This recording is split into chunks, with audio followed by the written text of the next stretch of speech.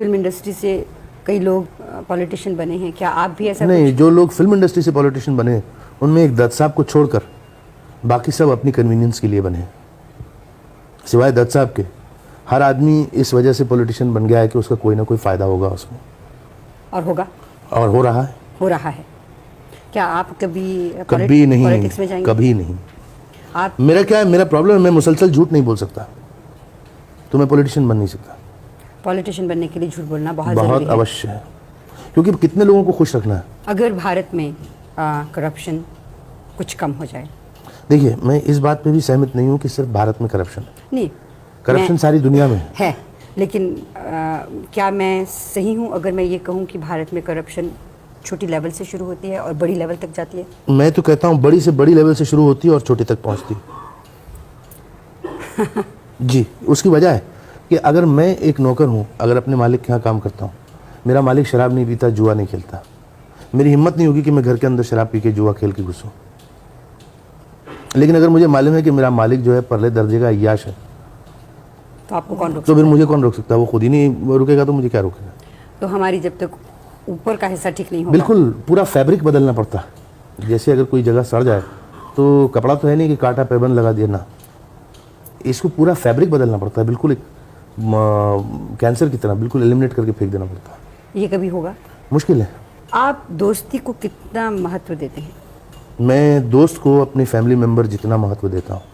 दोस्त के लिए सब कुछ कर सकते हैं? हाँ, अगर ज़रूरत पड़े दोस्त के लिए जान भी दे सकता हूँ। क्या आपने कभी ऐसा किया है? मैं कई बार मरते मरते बचा हूँ दोस्तों के लिए, लेकिन मैं उसके बारे में बोलना नहीं चाहता। बोल दिया तो फिर दोस्ती खत्म हो जाती है। खत्म हो जाती है। सही कहा आपने। कभी कोई ऐसा दोस्त आपका मिला है जिसने आपकी दोस्ती का नाजायज़ फ़ायदा उठाया? बहुत से मिले हैं। आप ये पूछिए कभी कोई ऐसा मिला है जिसने नहीं उठाया हो? फ़र्क है। मगर वो फिर दोस्त रहते भी नहीं ना ज़्यादा देर तक। आप अपना वज़न कम क्यों नहीं कर सकते? अब ये बड़ा अच्छा सवाल किया आपने।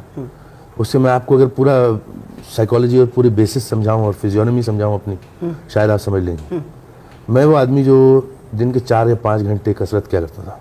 4-5 घंटे? जी हाँ, बैडमिंटन वगैरह, फ्री हैंड एक्सरसाइजेज, वेट्स। उसके बाद मेरा एक्सीडेंट हुआ तो मैं 3 महीने तक बिस्तर पे पड़ा रहा। डॉक्टरों ने मुझे मना किया कि 3 साल तक कोई एक्सरसाइज मत करना, क्योंकि मेरी सब हड्डियाँ टूटी हुई थी बुरी तरह। और उसके बाद जब ठीक हुआ मैं फिर शुरू करने लगा, फिर एक और एक्सीडेंट हुआ, फिर टांग टूट गई, फिर लेट गया बिस्तर में। उसके बाद मुझे एक पिछले साल 2 साल पहले एक अटैक हुआ था called Bell's palsy, which is paralyses the left side of your face, any side, it can paralyse the right और लेफ्ट। तो मेरा ये हिस्सा मुंह का पैरालाइज हो गया था। तो 2 महीने 2.5 महीने के लिए I was kept on steroids. Oh my God. When you kept on steroids इतने लंबे पीरियड के लिए, ओह फॉर और श्योर। फिर आपको मना कर दिया जाए कि आप कसरत मत कीजिए, कुछ नहीं। मत कीजिए, तो नेचुरली योर वेट इज चलिए, आपकी बाउंड। बात मैं समझ गई। तो ये हिस्ट्री है पूरी उसकी। आपको तकलीफ तो नहीं होती चलने फिरने में वैसे? नहीं, बिल्कुल नहीं। आपके यहाँ से गले से लेके नीचे तक एक बहुत लंबा निशान है, वो क्यों है? मेरा ये एक्सीडेंट जाती हो गया बात था। है? नहीं, अच्छा। मेरा एक्सीडेंट हो गया था। अब ये तो नहीं बता सकता हूँ आपको कि दाढ़ी बनाते हुए रेजर स्लिप हो गया था, लग गया था, आप मानेंगे नहीं। मेरा एक्सीडेंट हुआ था, और पहला एक्सीडेंट जो हुआ था, और उसमें कुछ मेरी 11 पसलियाँ टूट गई थी, अरे, टांग टूट गई थी, मरते मरते बचा मैं। ये पहला एक्सीडेंट? इसके बाद भी और हुए थे? कई हो चुके हैं मेरे साथ, हादसे तो लगे हुए हैं। वो क्या, वो चुंबक की तरह? हाँ, वो मैं इसी क्या कहते हैं उसको, कहते हैं कुछ लोग ऐसे होते हैं जो कि मुसीबत का सामना करते हैं, और कुछ लोग ऐसे होते हैं जो अच्छे खासे चल रहे होते हैं सड़क में, मुसीबत पीछे से आके टटोलती है, अरे भाई ज़रा सुनना। तो मैं उनमें से हूँ। अब बहुत धार्मिक विचार के हैं धार्मिक, हाँ, मेरा मज़हब इंसानियत है। आप? इस्लाम में विश्वास रखते हैं? बिल्कुल रखता हूँ। इसीलिए इस बात में विश्वास रखता हूँ कि इंसान बहुत बड़ा है, चाहे वो किसी भी मज़हब का हो। अच्छा, आप फिल्मों में सब जानते हैं एक विलन की हैसियत से आए, बहुत से रोल, उसके बाद आपने कुछ मुख्तलिफ भी किए होंगे, लेकिन ये जो आपका विलन का रोल है, टाइप कास्टिंग है, ये बिल्कुल एक तरह से जम सा गया है। क्या इस तरह के रोल आप पसंद करते हैं करना? नहीं, टाइप कास्ट तो मैं कभी हुआ ही नहीं, और उसका मुझे शुक्रिया अदा अपने डायरेक्टरों का और प्रोड्यूसर्स का करना पड़ेगा, जिन्होंने मेरे साथ हर किस्म के रिस्क लिए, कॉमेडी भी करवाई मुझसे, इमोशनल रोल्स भी करवाए, सब कुछ करवाए, तो मुझे उन्होंने टाइप कास्ट होने से बचा दिया। यानी मेरी फिल्म कोई देखने जाता है तो उन्हें ये नहीं मालूम पड़ता कि साहब इसमें ये क्या करने वाला है।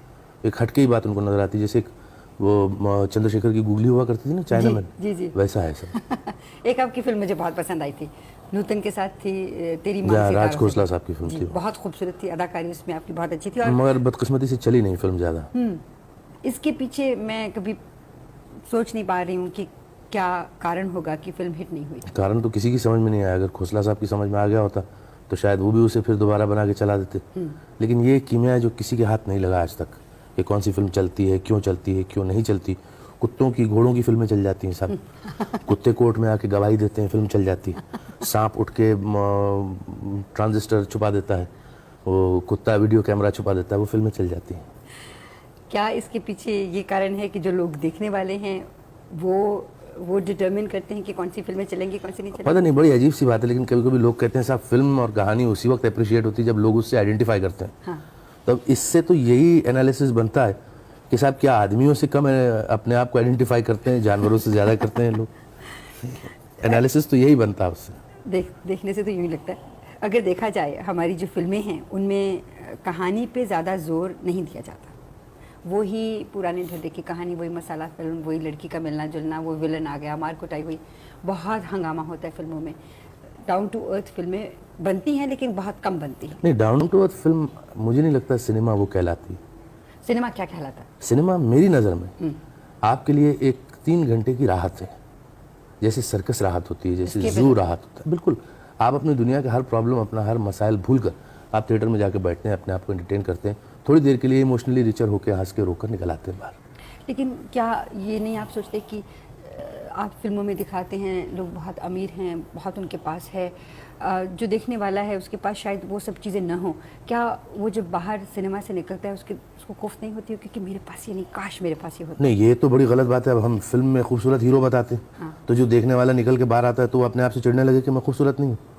या हीरोइन बताते हैं जो बहुत अच्छी लगती नहीं, बल्कि वो उसके साथ उस वो मौके के लिए आइडेंटिफाई करता है, वो अपने आप को ढाल लेता है उस किरदार में, सोचता है मैं ये सब कर रहा हूँ। इसीलिए वो आदमी बार बार जाके वो फिल्में देखता है कि साहब एक आदमी 12 आदमियों को पीट रहा है, मार रहा है, तो वो जाके उसको देखता है, उसको लगता है कि यार मैं भी कर सकता हूँ ऐसा, मगर वो करता नहीं कभी। वो ये नहीं कहता कि काश मैं कर सकता। काश तो हर बात पे काश होती है। काश तो ऐसे सड़क पे खड़ा होकर वो गाड़ी खूबसूरत देखे बोले काश मेरे पास हो सकती। अब मरीन ड्राइव पे अगर कोई फकीर घूम रहा है तो वो तो कहेगा काश मैं इस बंगले में रहता या इस बिल्डिंग में रहता। काश का तो कोई जवाब नहीं। जब से इंसान जात पैदा हुई है काश साथ लगा हुआ है। तो फिल्मों को देख के उन लोगों को कोफ्त नहीं होती होगी? नहीं, मुझे नहीं लगता कोफ्त होती, बल्कि उनके लिए थोड़ी देर के लिए वो उन घरों में जाकर बैठ जाते हैं, थोड़ी देर के लिए वो उस कहानी का एक हिस्सा बन जाते हैं, थोड़ी देर के लिए वो रईसी का एक हिस्सा बन जाते हैं, अगर रईसी है फिल्म में तो। अभी जो आजकल फिल्में बनती हैं, आपने रेप की भी बात की, उसे देखकर ज़रा मैं खुद एक औरत होते हुए पसंद नहीं करती कि इस तरह के सीन देखे जाएं, दिखाए जाएं। तो आपको तो न्यूज़पेपर भी नहीं पढ़ना चाहिए। क्या ये हकीकत है? आपको न्यूज़पेपर भी नहीं पढ़ना चाहिए, आपको समाज सेवा के सेंटर्स में भी नहीं जाना चाहिए, क्योंकि ये हकीकत क्योंकि आप जाते हैं। हमको देखिए हमारा प्रॉब्लम क्या है, एक ज़माने में लिटरेचर जो था वो लिखा जाता था एनवायरनमेंट, कल्चर, उस वक्त की ज़रूरियात को देखकर, उस वक्त के माहौल को देखकर वो रिफ्लेक्ट करता था। सिमिलरली आज सिनेमा हमारे यहाँ जो बनती है वो आजकल के माहौल का रिफ्लेक्शन है। It is not the image, it is not the subject, it is not the matter, it is merely an image. जो होता है उसको हमारी फिल्में रिफ्लेक्ट करती हैं।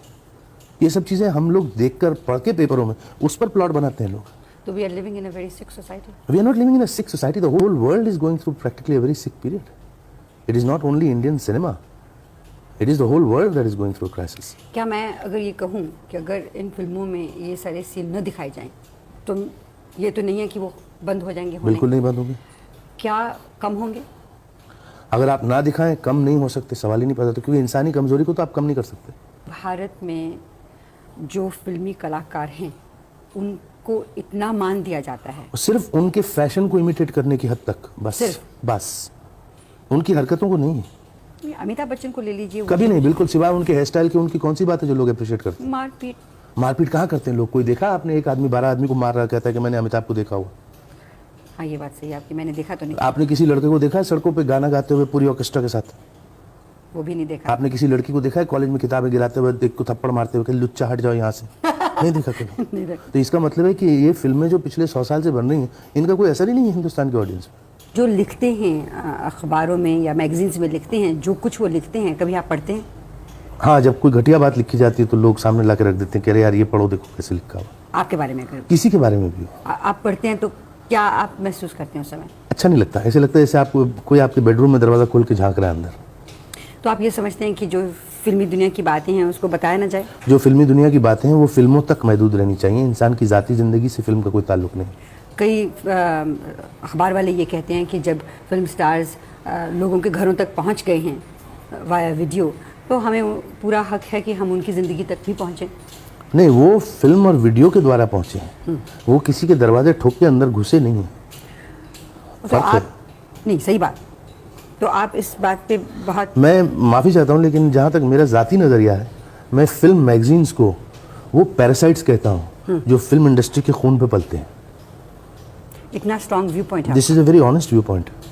There own contribution is nil. लेकिन अगर फिल्म मैगजीन्स न हो, बहुत अच्छा हो, लोग बहुत सुखी रहेंगे। कि पर आप लोगों के बारे में नहीं, किसी को नहीं, हमारी फिल्में हैं हमारे बारे में सब कुछ बोलने के लिए। लेकिन नए कलाकारों के बारे में कैसे नए पता चला कलाकार फिल्म में आएंगे, मालूम पड़ जाएगा। दिखने कौन जाएगा अगर उनके बारे में पढ़ेंगे नहीं? नहीं, आप क्या समझती हैं अंग्रेजी पढ़ने वाले हमारे यहाँ हर कोई है? हिंदुस्तानी में ना ना अखबार ना, है। 17% एजुकेशन है हमारे यहाँ, उससे ज़्यादा नहीं है। तो लोग सिर्फ पोस्टर्स वगैरह देख लोग के जाते पोस्टर हैं। देख के, आप लोगों को देखिए पोस्टर जब नए लगते कैसे खड़े होकर देखते रहते हैं। यहाँ पढ़ना लिखना बहुत कम लोगों को आता है, टैक्स भी बहुत कम लोग देते हैं। कौन लोग पूरा टैक्स आधा देते हैं? % पॉपुलेशन है इस मुल्क की जो टैक्स देती है, उनमें से हम हैं। अमजद साहब, 70 करोड़ रुपए पिछले साल उन्होंने एडवर्टाइजिंग से कमाए। अगर कोई सोचे और करे तो सोचेगा कि अच्छा हमारे पास नए स्टूडियोज़ लगाएं ताकि जो हम सीरियल्स वगैरह दिखा रहे हैं जिनसे हमें पैसे बनते हैं उनके लिए अच्छा अच्छा इक्विपमेंट नया लाया जाए। वो क्यों नहीं किया जा रहा? आप फिल्म से ताल्लुक़ रखते हैं, मैं आपको बिल्कुल मुख्तलिफ विषय के बारे में सवाल पूछ सकती नहीं, वो इसलिए नहीं किया जा रहा क्योंकि गवर्नमेंट फंड्स का एक बड़ा अपना सिस्टम होता है अजीब सा। वो कहाँ से आते हैं, कौन से घेरे में जाते हैं, कहाँ पर साइफन हो जाते हैं, किसी को नहीं मालूम पड़ता। You don't know where the money goes actually. ऐसा क्यों होता है? बड़ा अच्छा सवाल है। मेरी फिल्म का टाइटल सॉन्ग ये था, ऐसा क्यों होता है। उसका जवाब ना आपके पास है, ना मेरे पास है, ना ही पॉलिटिशियंस के पास है। मुझे लगता है दुनिया के किसी इंसान के पास ये जवाब नहीं कि ऐसा क्यों होता है, मगर होता है।